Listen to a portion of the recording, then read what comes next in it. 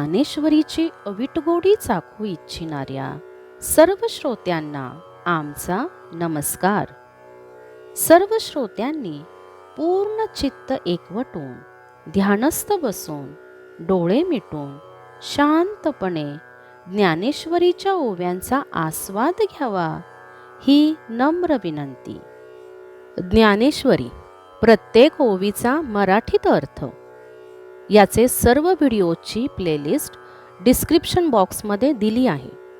तरी आपला एखादा अध्याय किंवा एखादा व्हिडिओ पाहायचा राहिला असल्यास आपण प्लेलिस्ट उघडून सर्व व्हिडिओज पाहू शकता.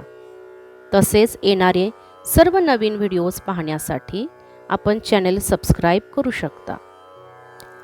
ज्ञानेश्वरीचे सर्व व्हिडिओज आपण जास्तीत जास्त शेअर करावेत जेणेकरून सर्व लोकांना ज्ञानेश्वरी श्रवणाचा आनंद घेता येईल.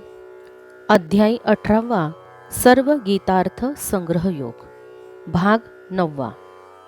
मागील भागात आपण पाहिले की मनुष्य शरीर, वाणी आणि मन यांच्या योगाने जे जे विहित अथवा निषिद्ध कर्म करतो त्याचे 5 हेतू कोणते हे भगवंतांनी स्पष्ट केले आहेत. तसेच भगवंत म्हणतात की शास्त्र संस्कार विहित बुद्धी असल्यामुळे जो शुद्ध आत्म्यालाच करता समजतो तो मूढ होय, त्याला यथार्थ समजत नाही. कारण आत्मा हा कर्मातीत असून सर्व कर्मांना साक्षीभूत आहे. ओवी क्रमांक 401. तरी कर्मी असोनी कर्मे जो नावरे समविषमे चर्मचक्षुचे निचामे दृष्टी जैसी तैसा सोडवला जो आहे तयाचे रूप आता पाहे उपपत्तीची बाहे उभवूनी सांगो. तरी अविद्येचिया निद्रा विश्वस्वप्नाचा हा धांदा भोगित होतो प्रबुद्धा अनादिजो. हा महावाक्याचे निनावे गुरुकृपेची निथावे माथा हातू ठेविला नवे थापटिला जैसा. तैसा विश्वस्वप्नेसी माया निद सांडुणी धनंजया सहसा चैलाद्वया नंदपणे जो. जशी कातडीच्या डोळ्याला कातड्यात दृष्टी असून ती त्याने लिप्त होत नाही, तसा कर्मात असून तो कर्माने लिप्त होत नाही. त्याप्रमाणे जो कर्मातीत झाला आहे त्याची लक्षणे तुला युक्तीने उघडपणे सांगतो असे भगवान श्रीकृष्ण अर्जुनाला म्हणाले. हे प्रज्ञावंता, जो अविद्यारूपी निद्रेमध्ये विश्वरूप स्वप्नाचा व्यवहार अनादिकालापासून करीत आहे त्यास तत्वमसी म्हणजे तू ब्रह्म आहेस या महावाक्याचा उपदेश करून मग आपल्या कृपेच्या सामर्थ्याने गुरुजी त्याच्या मस्तकावर हात ठेवून नव्हे तर थापटून जागे केले तसा तो जागा झाला. तेव्हा हे पार्था, त्या क्षणी विश्वरूपी स्वप्नासह ती मायारूपी निद्रा टाकून देऊन तो मी अद्वयानंद रूप आहे अशा निज स्वरूपाच्या दर्शनाने जागा झाला. तेव्हा मृगजळाचे पूर दिसते एक निरंतर हारपती का चंद्रकर फाकता जैसे. का बाळत्व निघून जाये तै बागुला नाही त्राय पै जळालिया इंधन न होय इंधन जेवी. नानाचे ओ आलिया पाठी तै स्वप्न न दिसे दिठी तैसी अहम्मता किरीटी नुरेची तया. मग सूर्य आंधारा लागी रिघो का भलते सुरंगी परी तो तयाचा भागी नाहीची जैसा. तैसा आत्मत्वे वेष्टिला होय तो जयातया दृश्याते पाहे ते दृश्य द्रष्टेपणेसी होत जाये तयाचे चिरूप. जैसा वन्ही जया लागे ते वन्हीची जालिया अंगे दाह्य दाहक विभागे सांडिजे ते. तेव्हा चंद्रोदयानंतर मृगजळाचे दिसणारे पूर जसे आपोआप नाहीसे होतात अथवा बाल्यदशा संपल्यानंतर बागुलबुवाचे भय वाटत नाही. लाकूड जळून गेल्यावर त्याला इंधन म्हणत नाहीत अथवा जाग आल्यावर स्वप्ने दृष्टीस पडत नाहीत. त्याप्रमाणे अर्जुना, त्याला मी आणि माझे हा अहंकार राहत नाही. मग सूर्य अंधार पाहण्यासाठी वाटेल त्या भुयारात प्रवेश करो, परंतु तो अंधार जसा सूर्याच्या वाट्याला येत नाही, तसा जो आत्मभावाने व्यापला आहे तो ज्या ज्या दृश्य पदार्थाला पाहिल तो दृश्य पदार्थ द्रष्टेपणासह त्याचेच रूप होत जातो. ज्याप्रमाणे अग्नीचा स्पर्श होताच तो पदार्थ अग्निरूप होतो. मग जसा जाळणारा आणि जळणारे असा भेद शिल्लक राहत नाही. तैसा कर्माकारा दुजेया, तो कर्तेपणाचा आत्मया, अवला हो येते गेलया, काही बाही जेवरे. तिये आत्मस्थितीचा जो राव, मग तो देही ये जाणेल ठाव, काय प्रलयांबुचा उन्ना हो वो मानी. तैसी ते पूर्ण अहंता, काही देहपणे पंडुसुता, आवरे काही सविता बिबे धरिला. पै मथुनी लोणी घेपे, ते मागुती ताकी घापे, तरी ते अलिप्तपणे सिंपे तेने सिकाई. त्याप्रमाणे आत्म्याहून भिन्न भासणाऱ्या त्या कर्मांमुळे आत्म्यावर जो कर्तेपणाचा आरोप आला होता तो नाहीसा झाल्यावर जे काही उरते, आत्मस्थितीचा जो राजा झाला तो या देहाला मानील काय? प्रलय काळीच्या पाण्याची भरती स्वतःला सामान्य ओघ मानील काय? अर्जुना, ज्याप्रमाणे अहम ब्रह्म अशी व्यापक स्थिती झाली आहे ती अहंता परिच्छिन्न देहभावाने आवरली जाईल काय? सूर्याचा व्यापक प्रकाश सूर्याच्या बिंबा एवढा मर्यादित होईल काय? ताक घुसळून काढलेले लोणी अलिप्त गुणामुळे पुन्हा ताकात मिसळले जात नाही. नाना काष्टोनी विरेशा, वेगळा केलिया हुताशा, राहे काष्टाचिया मांदुसा कोंडलेपणे. का रात्रीचिया पोटांतू, निघाला जो हा भास्वतू, तो रात्री ऐसी मातू एकेकाई. तैसे वेद्य वेदकपणेसी, पडिले का जयांचे ग्रासी, तया देह मी ऐसी अहंता कैची.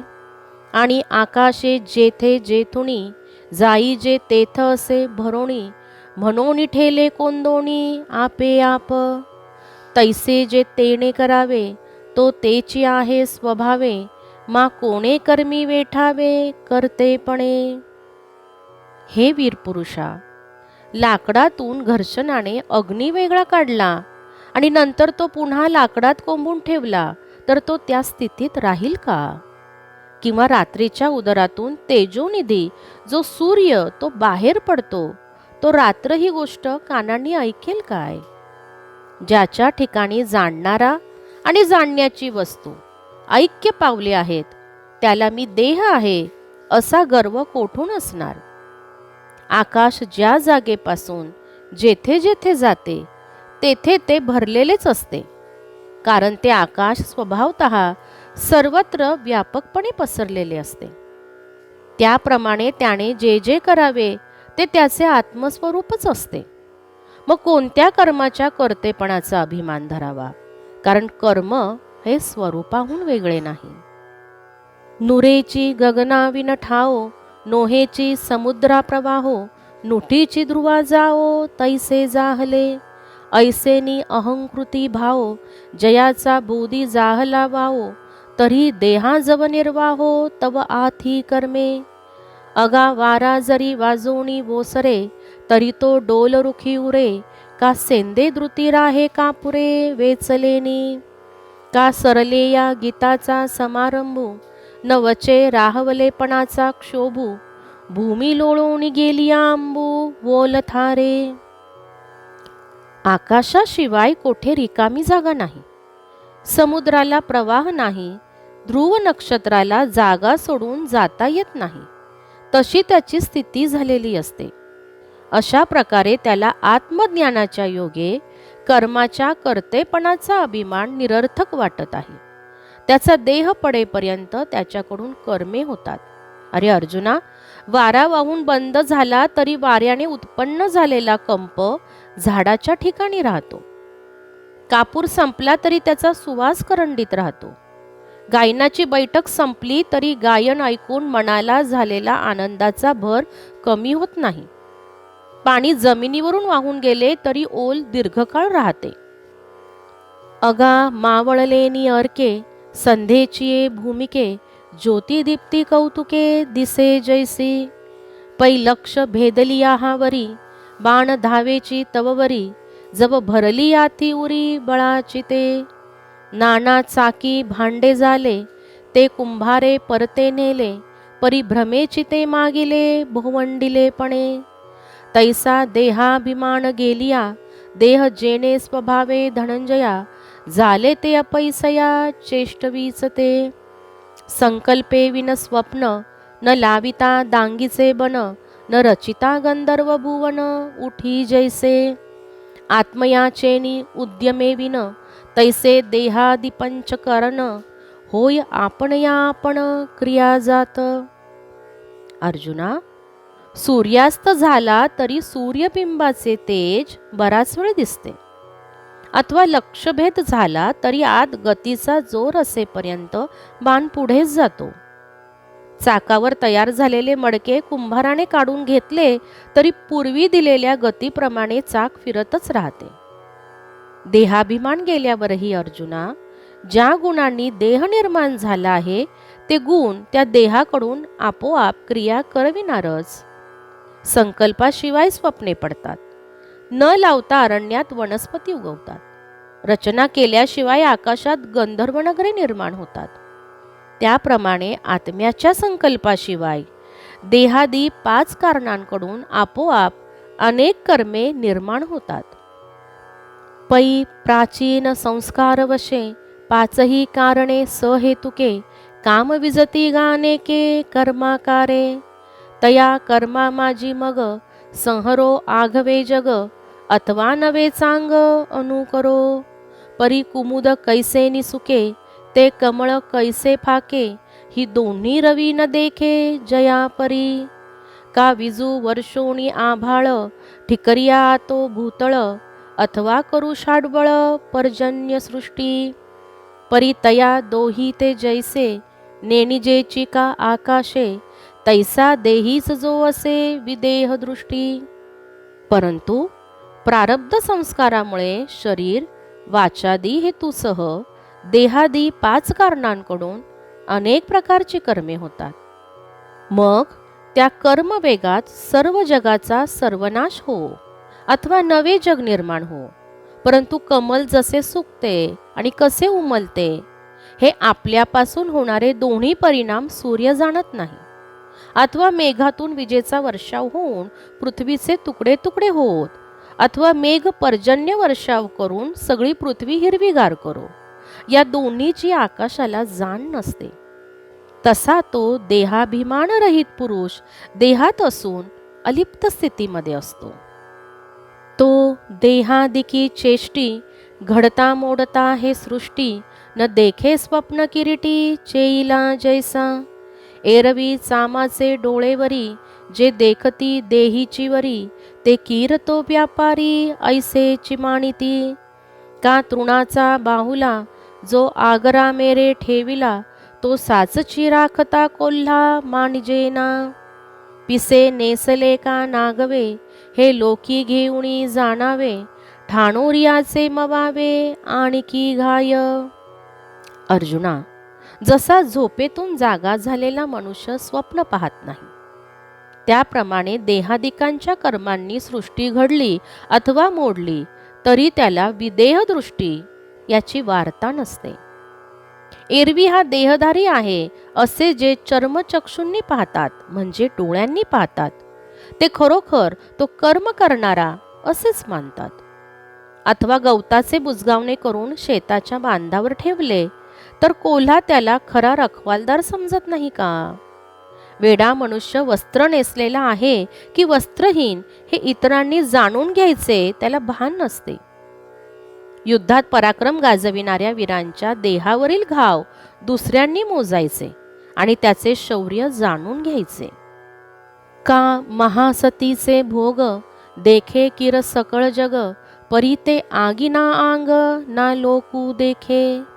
तैसा स्वस्वरूपरूपे उठिला, जो दृश्येसी द्रष्टा आटला, तो नेणे काय राहटला इंद्रिय ग्रामू. आगा थोरी कल्लोळी कल्लोळसानी, लोपता तिरीचे निजनी, एकी एक गिळिले हे मणी मानिजे जरी. तरी पाणियाकडे पाही, कोणे गिळिजत आहे काही, तैसा पूर्ण दुजे नाही जे तो मारी. सुवर्णाचिया चंडिका, सुवर्णशुळेची देखा, सुवर्णाचिया महिका नाशू केला. तो देवलवसिया कडा, व्यवहारू गमला फुडा, वाचुनी शूळ महिष चामुंडा सोनेची आहे. अथवा सती निघालेल्या पतिव्रता स्त्रीचे भोग, शृंगार आदी सर्व लोक पाहतात, परंतु त्या स्त्रीला अग्नी, स्वतःचे शरीर अथवा लोक याविषयी भान नसते. ती पतिस्वरूपी तल्लीन असते. त्याप्रमाणे आत्मस्वरूप प्राप्तीच्या योगाने ज्याच्या दृश्य आणि द्रष्टा या दोन्ही सापेक्ष भावना नष्ट झाल्या आहेत, तो इंद्रिय समूहाने केलेले कर्म जाणत नाही. अरे, समुद्र किनाऱ्यावरील लोकांना जरी वाटले की मोठ्या लाटेने लहान लाटेला गिळून टाकले, तरी पाण्याच्या दृष्टीने पहा, कोण कोणाचा ग्रास करील. त्याप्रमाणे पूर्ण पुरुषाला मारण्यासाठी दुसरा पदार्थ प्रतीत होत नाही की ज्याला तो मारील. पहा की सोन्याच्या देवीने सोन्याच्या त्रिशूलाने सोन्याच्या महिषासुराचा वध केला. हा सर्व प्रकार भक्ताच्या दृष्टीने खरा भासतो, परंतु सोन्याच्या दृष्टीने देवी, त्रिशूळ आणि महिषासूर हे सर्व सोनेच आहे. पै चित्रीचे पाणी हुतांशू, तो दिठीचाची भागू आभासू, पटियाजी ओलांशू दोन्ही नाही. मुक्ताचे देह तैसे, हालत संस्कार वशे, ते देखोनी लोक पिसे करता म्हणती. आणि तया करणीया आंतू, घडो तिही लोका घातू, परी तेने केला हे मातू बोलोची नये. तव अंधारूची देखावा तेजे, माते फेडी हे के बोलिजे, तैसे ज्ञानिया नाही दुजे करील काही. म्हणून तयाची बुद्धी, नेणे पाप पुण्याची गंधी, गंगा मिनलिया गदी विटाळू जैसा.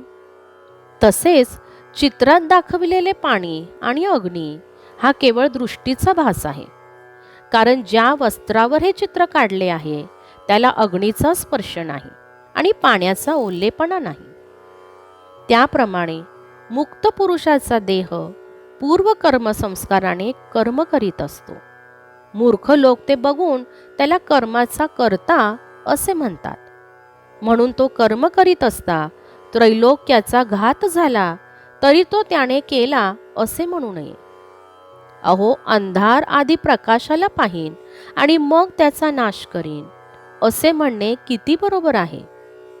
ज्ञानी पुरुषाला दुजाभाव नसल्यामुळे मारण्याला आपल्याहून वेगळी अशी अन्य वस्तू मिळत नाही. म्हणून त्याच्या बुद्धीला पाप पुण्याचा मळ माहीत नसतो. जशी एखादी नदी गंगेला मिळाल्यावर तिचा अमंगलपणा राहत नाही, तर ती मंगल आणि शुद्धच होते. येथपर्यंत 450 ओव्या समाप्त झाल्या आहेत. यापुढील ओव्या आपण अध्याय 18 आणि भाग 10 यामध्ये पाहणार आहोत. राम कृष्ण हरी, राम कृष्ण हरी.